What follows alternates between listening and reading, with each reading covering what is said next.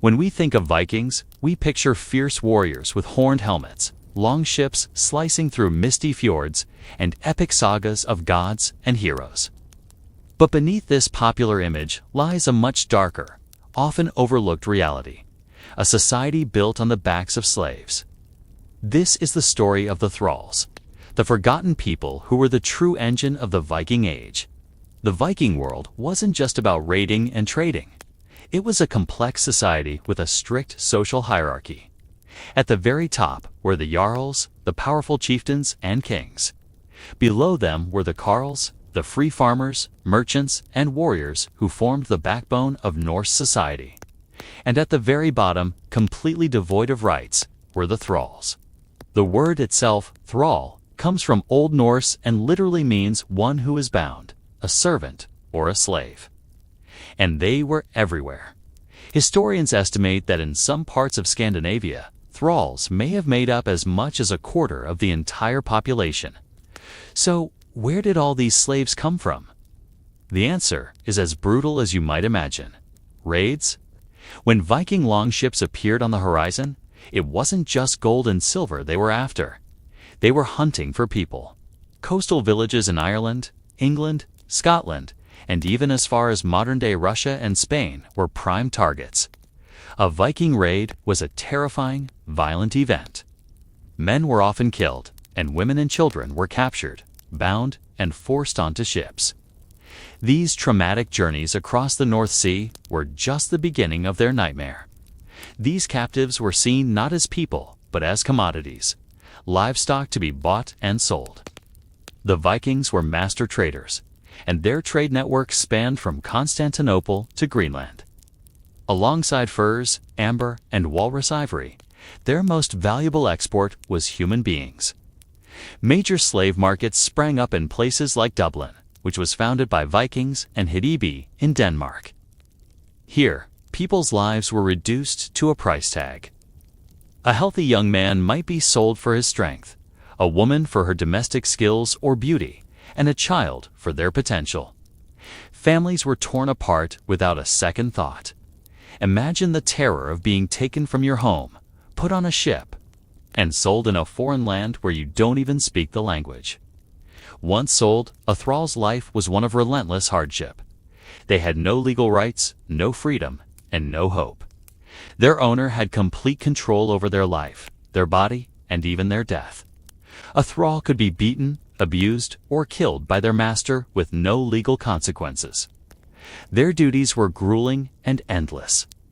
Male thralls did the heaviest labor, felling trees, building longhouses and ships, plowing fields from dawn till dusk. They were the unseen muscle that powered the Viking farms and settlements. Female thralls, known as ambat, had a different but equally harsh existence. They were responsible for all domestic chores, grinding grain into flour, spinning wool, weaving cloth, cooking, cleaning, and raising their master's children. On top of this exhausting workload, they were often subjected to sexual exploitation by their masters and their masters' sons. Any children born from these forced unions were born into slavery, inheriting their mother's status. It was a vicious, inescapable cycle of servitude. Archaeology gives us a chilling glimpse into the lives of thralls. In some Viking burials, we find the remains of slaves sacrificed to accompany their masters into the afterlife.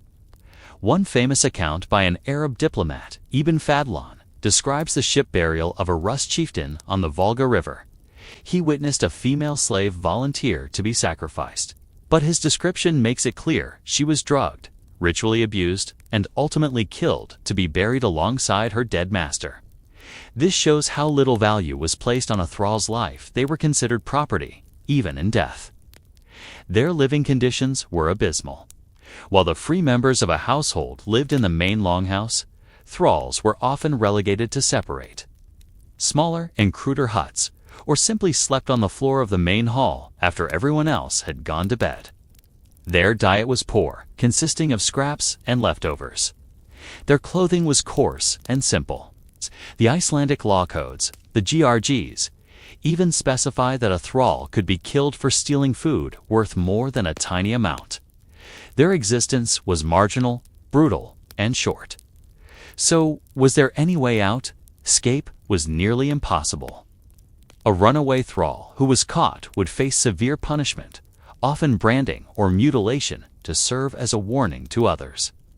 The only real path to freedom was through manumission, the act of being freed by one's master. This was incredibly rare. It might happen if a thrall performed an extraordinary act of service. Or sometimes an owner might free a favorite slave in their will. But even a freedman, a licentiate, was not truly free. They still owed loyalty and certain services to their former master's family and would always carry the stigma of their past. They occupied a strange middle ground. No longer a slave, but not quite a full member of society. The legacy of the Viking slave trade is vast and profound. It fundamentally shaped the economies and societies of the time. The wealth that funded the great hauls and epic voyages came directly from the sweat and suffering of enslaved people. It also had a massive genetic impact. DNA studies today show significant Norse ancestry in populations across the British Isles and beyond, a direct result of the movement of people during this time, both free and enslaved. Why is this part of Viking history so often forgotten? Perhaps because it doesn't fit the romantic, adventurous image we prefer. It's easier to celebrate the daring explorer than to confront the brutal slave trader. But to truly understand the Vikings, we have to look at the whole picture, the light and the shadow. The story of the Thralls is a vital, though painful, part of that history. They were the invisible workforce, the silent victims, and the foundation upon which much of the Viking Age was built. Their story deserves to be told. Thank you for joining us on this journey into the darker side of Viking history.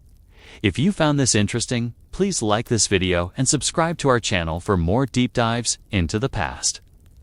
Let us know in the comments what piece of hidden history you'd like us to explore next. See you in the next one.